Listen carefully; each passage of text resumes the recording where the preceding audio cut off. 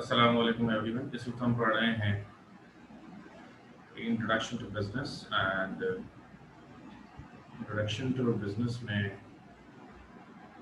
हम आज एक नया सवाल शुरू करेंगे।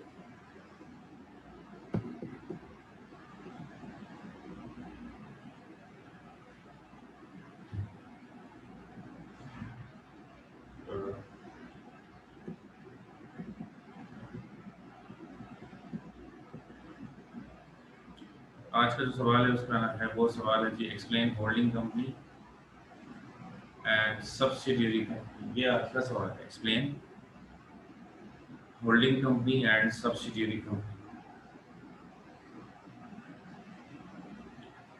This concept refers to that combination under which all companies involved retain their separate identities. However, the firm that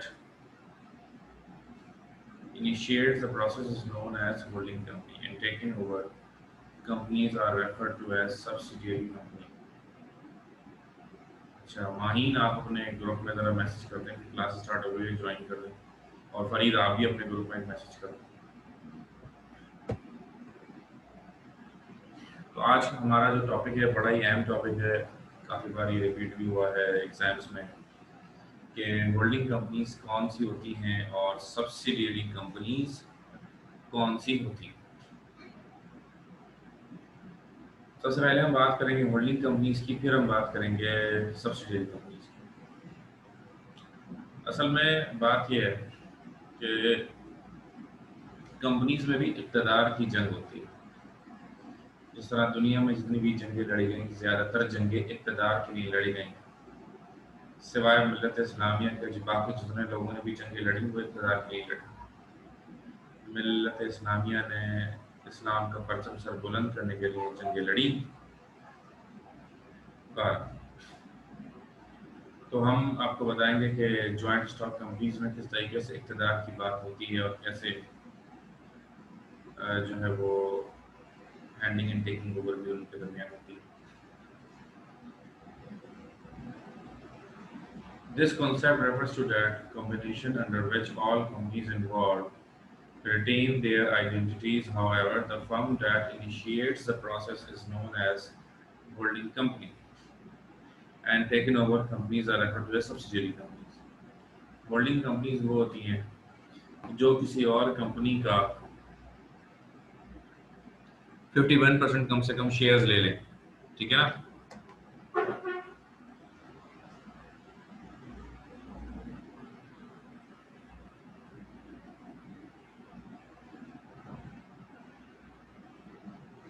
अगर एक कंपनी है जिसने किसी दूसरी कंपनी के 51% शेयर्स ले लिए, जिसके पास 51% शेयर्स होंगे उसी की हुकूमत होगी, उसी की बात मानी जाएगी, उसी की बात को फॉलो किया जाएगा, ठीक है ना।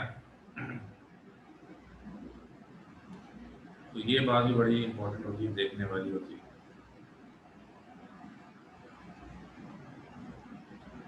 अच्छा,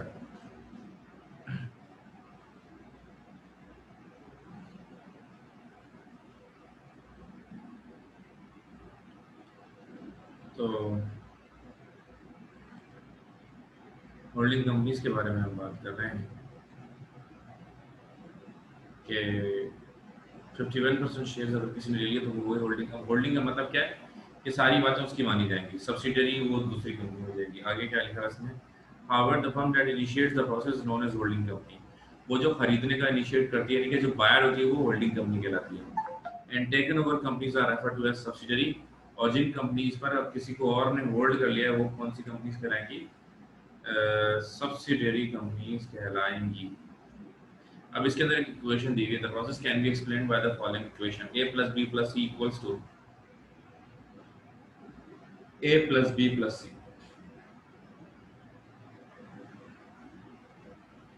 ठीक है ना। है तो वही a plus b plus c, a plus b plus c। इसमें फर्क क्या है, लेफ्ट साइड पर देखिए capital A, capital B, capital C। Right side पर देखिए capital A but small b and small c। अब इसकी डिस्क्रिप्शन भी दी हुई है कि A इज होल्डिंग कंपनी, ठीक है ना, B is subsidiary company and C is subsidiary company. A जो है वो होल्डिंग कंपनी है,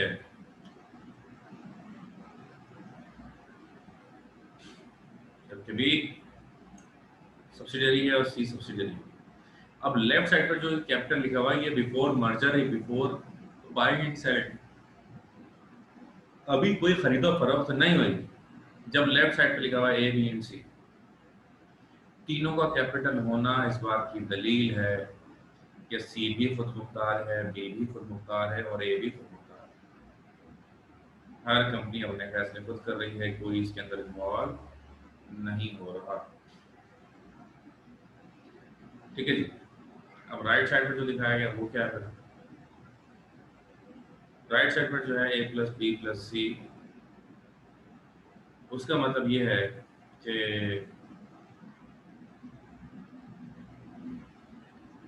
अब मर्जर हो चुका है और ए जो है वो कैपिटल है, यानी कि वो वही मुख्तार है, उसी के सारे फैसले माने जाएंगे, उसी की सिर्फ बात सुनी जाएगी, इसलिए वो कैपिटल है। बाकी बी और सी स्मॉल है, और बी और सी का स्मॉल होना उसकी वजह यह है कि अब ये सब्सिडरी मतलब इसमें वही काम होगा जो कहीं और से आएगा, इसमें वही काम होगा जो दूसरी जगहों से चलेगा। ठीक है जी। यानी जो होल्डिंग कंपनी कहेगी वो सब्सिडरी मानेगी, सब्सिडरी की अपनी कोई मर्जी नहीं।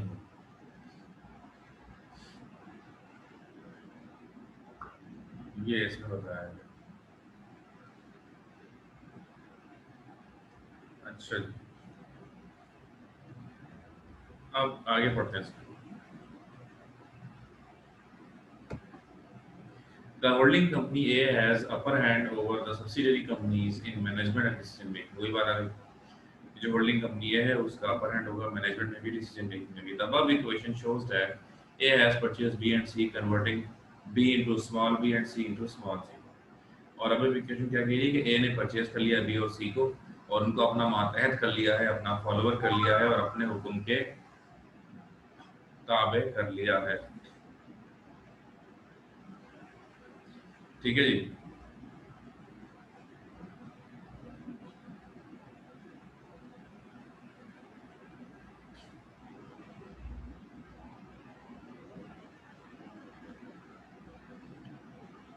The holding company purchases at least 51% shares of the taken over companies, which are then known as subsidiary company. Holding company बनने के लिए कम से कम, मैंने हाईलाइट किया, इसको 51% शेयर्स लाजमी खरीदने होते हैं। अगर आप 51% से कम का शेयर्स खरीदते हैं तो you can never be holding company, कम से कम जो इसके अंदर है। अच्छा, अब इसके बाद मैंने जो बोल्ड में लिखा हुआ है सब्सिडियरी कंपनी के लिए, सब्सिडियरी कंपनी वो कंपनी है जिसके पास ज़्यादा से ज़्यादा शेयर्स जो है वो 49%। ठीक है ना, ज़्यादा से ज़्यादा, एट मोस्ट। अगर मैं यहाँ पर एट मोस्ट लिख दूँ तो और ज़्यादा क्लियर हो जाएगा। एट मोस्ट कैपिटल में जो लिखा हुआ है ना, ये सिर्फ समझाने के लिए लिखा हुआ है। एट मोस्ट ज़्यादा से ज़्यादा 49%, और ये एट लीस्ट कम से कम 51% शेयर्स। ठीक है। The objective of this type, the objective of this type of combination may be expansion, wider product line, and improvement in business practices. अब मकसद क्या होता है, कोई भी और कंपनी किसी और कंपनी को क्यों खरीद लेती है, उसकी वजह ये होती है कि वो अपने प्रोडक्ट्स को बढ़ाना चाहते हैं, अपने बिजनेस को बढ़ाना चाहते हैं, और उनके इस तरह से करने से क्या हो जाता है, उनका बिजनेस एक्सपेंड हो जाता है, बढ़ जाता है, ज़्यादा हो जाता है। ठीक है जी। अब हम बात करते हैं सब्सिडियरी कंपनीज की। Subsidiary company is the company operated by a holding company is referred to as a subsidiary company. ठीक है ना, वो कंपनी जो कि ऑपरेट हो रही है बाय होल्डिंग कंपनी, जिसको होल्डिंग कंपनी ऑपरेट कर रही है, वो क्या कहलाती है? वो सब्सिडियरी कंपनी कहलाती है जिसको होल्डिंग कंपनी ऑपरेट कर रही होती है।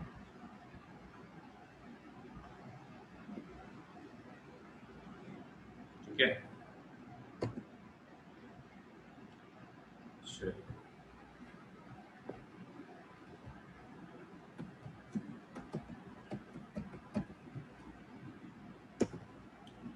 आगे बढ़ते हैं।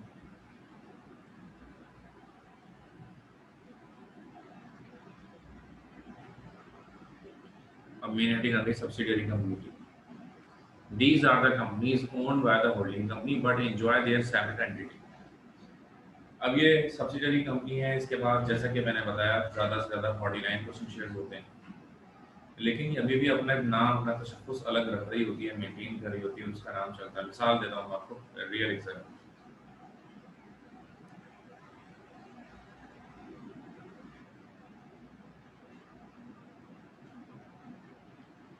कि these are the companies owned by holding company but enjoy their separate entity.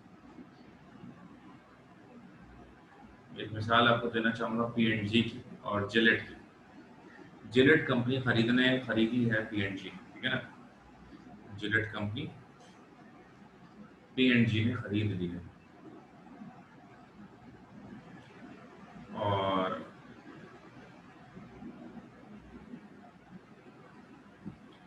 लेकिन आज भी जिलेट का अलग से नाम, जिलेट रेजर वगैरह बनाती है, आपने सुना होगा, आज तक उसका नाम है और वो कंपनी आज भी चल रही है। ठीक है,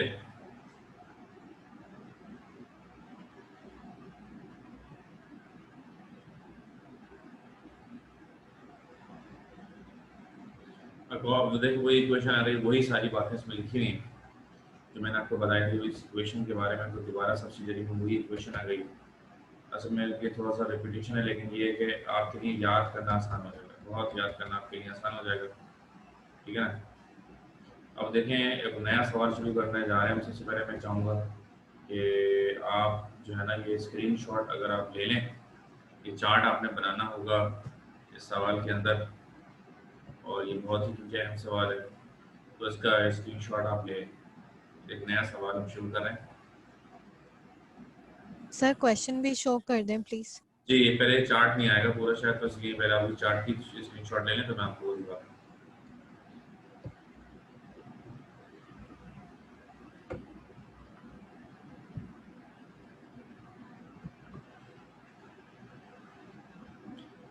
ले लिया भाई स्क्रीनशॉट?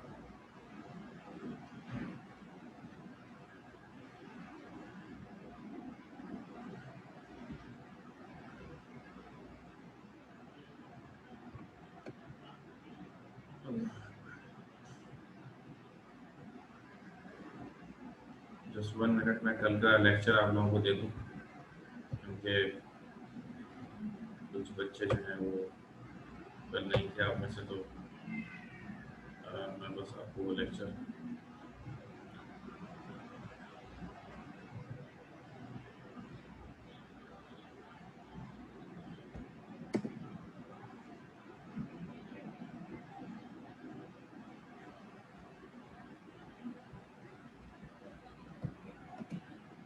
बड़ी तेजी से दिन गुजर रहे हैं। आपके पेपर्स में 1 महीने डिले की सिर्फ खबरें आ रही हैं कि अगर दिसंबर में पेपर होने थे तो शायद जनवरी के एंड में या फरवरी के स्टार्ट। पता नहीं आपको पता है या नहीं, अगर शायद किसी ने बताया होगा मुझसे पहले भी।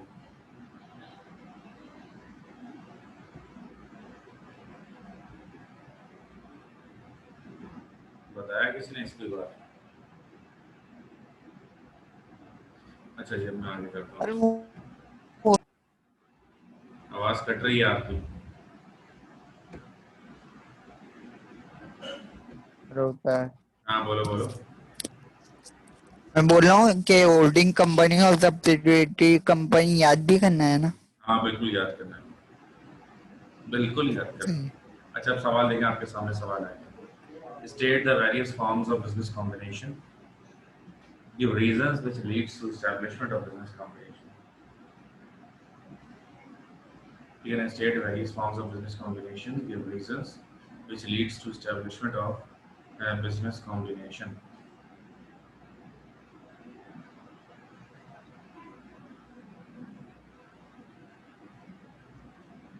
चलिए, तो भाई बिजनेस कॉम्बिनेशन की डिफरेंट फॉर्म्स जो होती हैं वो बतानी है, ठीक है ना। इसके अलावा ये बताना है कि बिजनेस कॉम्बिनेशन कायम करने की ज़रूरत ही क्या है, ठीक है ना। Why we need to form a business combination.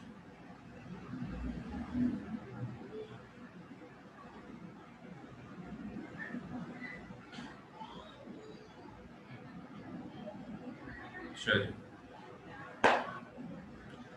सबसे पहले फॉर्म्स ऑफ कॉम्बिनेशन की बात करते हैं। अच्छा, बिजनेस कॉम्बिनेशन में आपको बता चुका हूँ कि बिजनेस कॉम्बिनेशन क्या होता है, कि मुख्तलिफ बिजनेस जो बिजनेस का रिलेटेड जो काम कर रहे होते हैं उन सबका कंबाइन टुगेदर हो जाना, उन सबका आपस में मिल जाना कहलाता है बिजनेस कॉम्बिनेशन, ठीक है ना।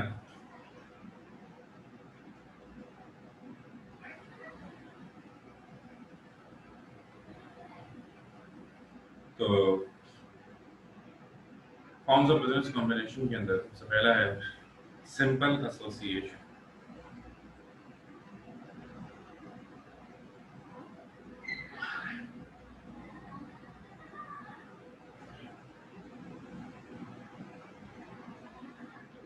सिंपल एसोसिएशन मतलब जो सब एक जैसे काम कर रहे होते हैं वो मिल जाते हैं। इसकी डिटेल आएगी इंशाल्लाह, एक एक करके सब बताऊंगा। अभी सही थोड़ा चैम्बर ऑफ कॉमर्स, सारे ट्रेडर्स मिल जाते हैं, एक चैम्बर ऑफ कॉमर्स बना देते हैं। इनफॉर्मल एजेंट्स, इनफॉर्मल एग्रीमेंट्स होते हैं आपस में, रिंग्स, इनके ग्रुप बन जाते हैं। फेडरेशन होती है, फेडरेशन बड़े पैमाने पर होती है, पूल लाइसेंसिंग, यानी पूरे पूरे मुल्क में फेडरेशन होती है इनकी और भी छाए हुए होते हैं। इसके अलावा कंप्लीट कंसोलिडेशन जो होता है, यानी कि मुकम्मल एक दूसरे में बिल्कुल घुल मिल जाते हैं, आपस में सम हो जाते हैं, वो मर्जर और जो है अल्लाह करे अमलगमेशन होता है। एक्विजिशन भी हो सकता है। सर पेपर एक मंथ से ज़्यादा डिले नहीं होंगे, मतलब मार्च तक नहीं जाएंगे, नहीं, ऐसा नहीं होगा। बहुत है यार, मतलब क्योंकि फिर वो अगले साल में जाके इफेक्ट आएगा ना भाई। देखो अभी आप पार्ट 1 में अगर आपके पेपर मार्च में लेके जाएंगे तो फिर अगले साल भी तो ऐसे ही करना पड़ेगा ना। तो उसको लेकर आएंगे, मतलब इस बार फरवरी में ले लेंगे, ठीक है, फिर अगले साल जनवरी में ले लेंगे और फिर उससे अगले साल दिसंबर में, यानी कि बैक टू द नॉर्मल आ जाएंगे एक वक्त में वो ना, क्योंकि दिसंबर इज द बेसिक टाइम। आपके पेपर एक्चुअली कब होते हैं, वो दिसंबर में। बहरहाल जैसे जैसे खबरें आती रहेंगी आपको बताते जाएंगे, ठीक है ना। अच्छा, पार्शियल कंसोलिडेशन क्या होती है? Trust, community, holding company, subsidiary, या पार्शियल कंसोलिडेशन, यानी कि कुछ हद तक एक दूसरे में जम हो जाते हैं लेकिन मुकम्मल तौर पर जम नहीं होते। नाउ अब हम बात शुरू करेंगे कॉजेज ऑफ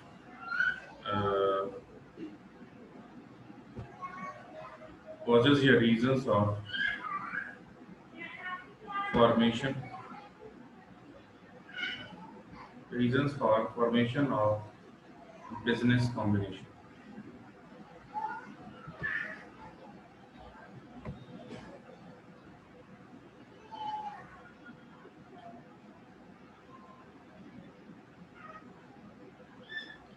Okay.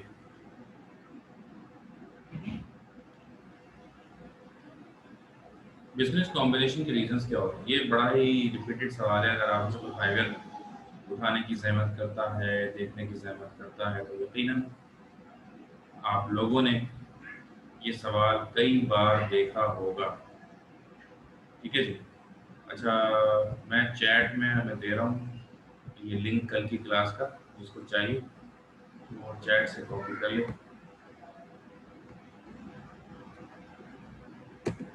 जी, ये लिंक मैंने दे दिया है, चैट से आप उठा लें कल की क्लास का।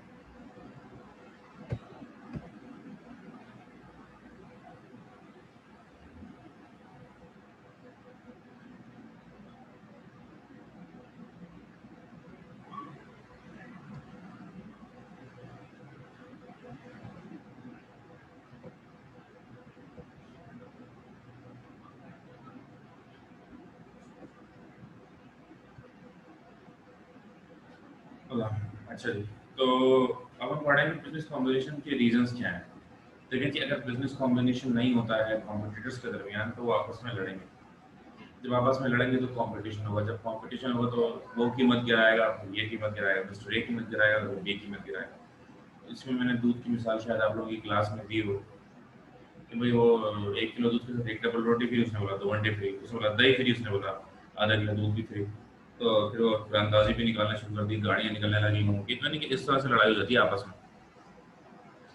तो वो मुख्तलिफ और भी बिजनेसेस होते हैं जो इस तरह से आपस में लड़ाइयाँ कर लेते हैं, ठीक है। तो to curb cutthroat competition, यानी कि इस कंपटीशन को कर्व करने के लिए, इस कंपटीशन को कम करने के लिए, खत्म करने के लिए क्या होता है?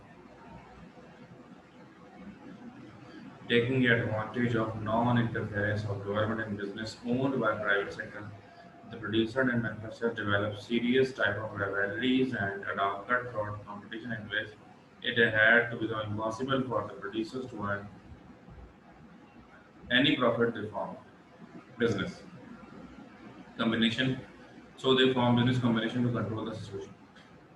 क्योंकि गवर्नमेंट किसी भी तरीके से रेगुलेट नहीं कर रही होती है बिजनेस इंडस्ट्रीज को बहुत ज़्यादा, तो अब ये क्या करते हैं कि अपने जो इनके साथ आपस में हो रहे होते हैं कंपटीशन, इनको कम से कम करने के लिए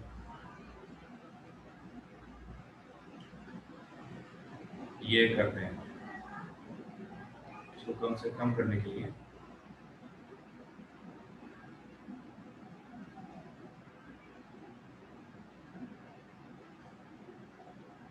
बिजनेस कॉम्बिनेशन। अच्छा,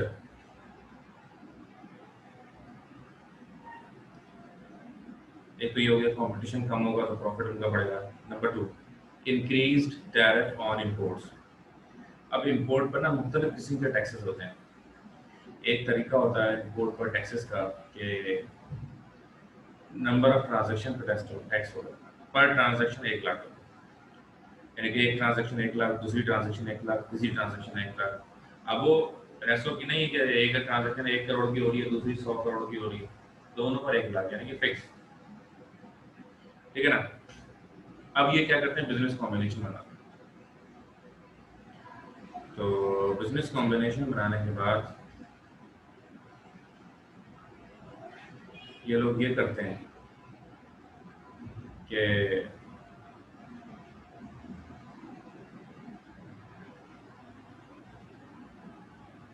मिलकर बाहर से सौदा मंगाते हैं।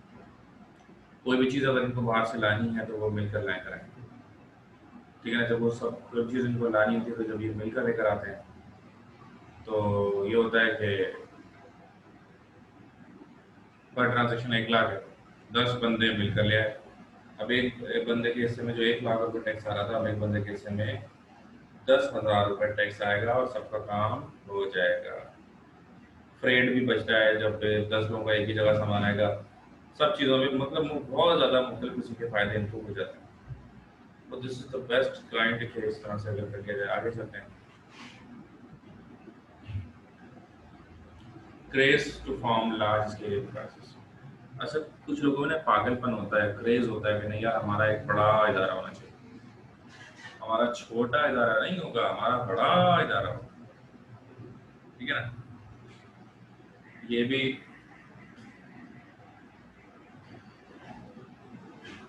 एक प्रॉब्लम हो जाती है, सही है ना। तो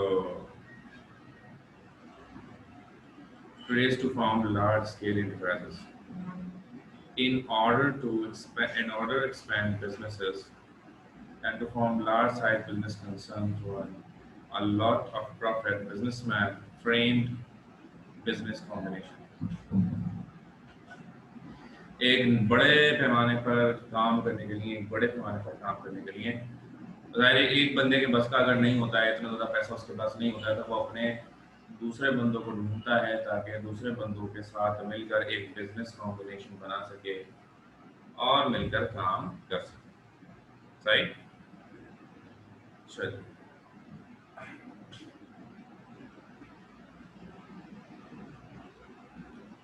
role of joint stock company after industrial revolution and the modern trend to form joint stock companies, to use large public money to start big business concerns. The businessmen were induced to form business combinations to pool a great amount of funds and start big large size business. यानी कि बड़े पैमाने पर second जो world war थी उसके बाद industrial revolution आया, और उस इंडस्ट्रियल रेवोल्यूशन जब आया तो एक ही कंपनी का माल पूरी दुनिया में बिकना शुरू हो गया। अब उसके लिए क्या ज़रूरी था? उसके लिए ज़रूरी ये हो गया था कि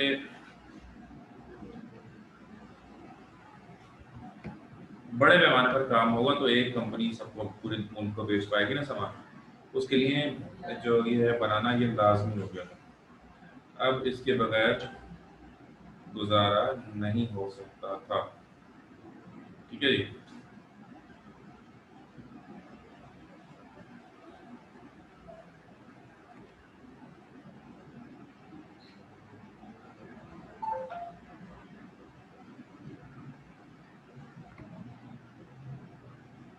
number 5, to receive monopolistic high prices. अब ये क्या चाहते हैं? जब ये चाहते हैं मोनोपोलिस्टिक हाई प्राइसेस देना, यानी कि एक चीज़ 10 रुपए की अगर हम चाहते हैं कि ज़्यादा पैसे हमें मिले, तो 10 रुपए की चीज़ के ज़्यादा पैसे हमें कब मिलेंगे?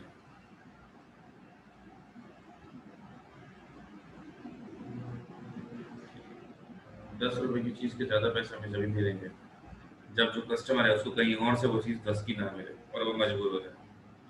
तो इसके लिए भी क्या बनाना पड़ता है? इसके लिए भी बिजनेस कॉम्बिनेशन बनाना पड़ता है। जब हम बिजनेस कॉम्बिनेशन बनाएंगे तो बिजनेस कॉम्बिनेशन बनाने की सूरत में लोग हमारे यहाँ से आकर खरीदारी करेंगे, क्योंकि उनको सब ज़्यादा सेम मिलेगा तो कहीं से भी खरीदेंगे, उनको उतने का ही मिलेगा। और this is how business combination से ज़्यादा कीमतें वसूल की जा सकती है। पीरियोडिक ट्रेड फ्लक्चुएशन, किसी भी प्रोडक्ट की हमेशा सेम कीमत नहीं रहती। आज इसकी ज़्यादा है, कल उसकी ज़्यादा है, कल परसों उसकी ज़्यादा है। तो इसके अंदर भी क्या होता है कि एक प्रोडक्ट का बूम होता है, दूसरे प्रोडक्ट का डाउनफॉल होता है। मिसाल के तौर पर आजकल जो है वो पकवान वालों के बड़े मज़े लगे हुए हैं, ठीक है ना, लेकिन एजुकेशन इंडस्ट्री जो बैठी हुई है जो कि कोरोना की वजह से, ठीक है ना, तो एजुकेशन इंडस्ट्री डेवलप कर कोई और सेक्टर बैठ जाएगा। आजकल कपड़े वाले जो हैं वो कपड़े तो नहीं बिक रहे हैं, है ना, लेकिन जैसे मॉडल वगैरह अवेलेबल शुरू होगा तो फिर ये हम देखेंगे कि उसके अंदर उनकी सेल में बहुत ज़्यादा इजाफा हो जाएगा। इसके बाद है मैड क्रेज टू बिकम मल्टीमिलियनर। हमारे यहाँ बहुत सारे लोग ऐसे हैं जो बहुत कम वक्त में बहुत ज़्यादा अमीर होना चाहते हैं। तो वो लोग जो बहुत कम वक्त में बहुत ज़्यादा अमीर होना चाहते हैं, वो लोग क्या करते हैं? वो लोग भी बिजनेस कॉम्बिनेशन बनाते हैं ताकि ज़्यादा पैसे लेकर ज़्यादा प्रॉफिट कमा सकें। जब ज़्यादा प्रॉफिट लेंगे तो वो ज़्यादा अमीर ज़्यादा जल्दी हो जाएंगे। ये सोचते हुए वो तबाही बर्बादी की तरफ चले जाते हैं।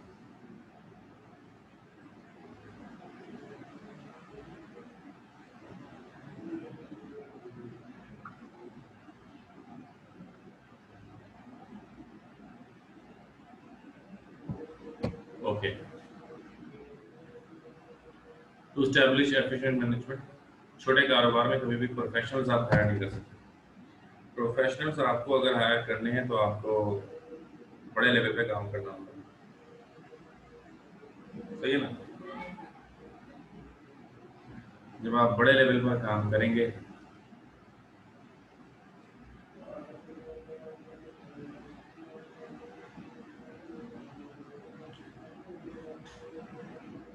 जब आप बड़े लेवल पर काम करेंगे तो खुद ब खुद सब चीज़ें सीधी होना शुरू हो जाएंगी।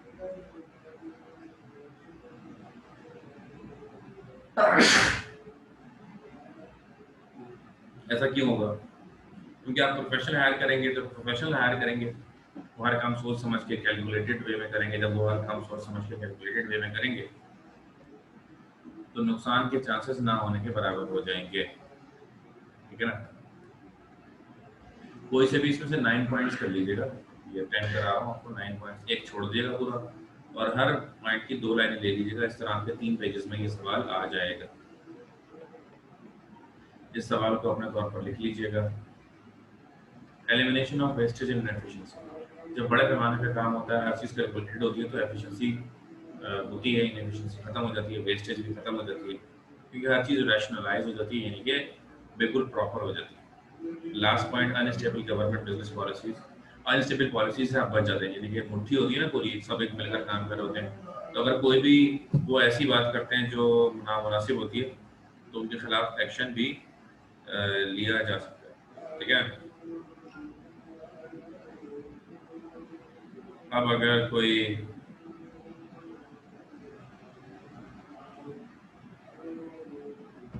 अगर कोई सवाल है तो प्लीज आप पूछें। सर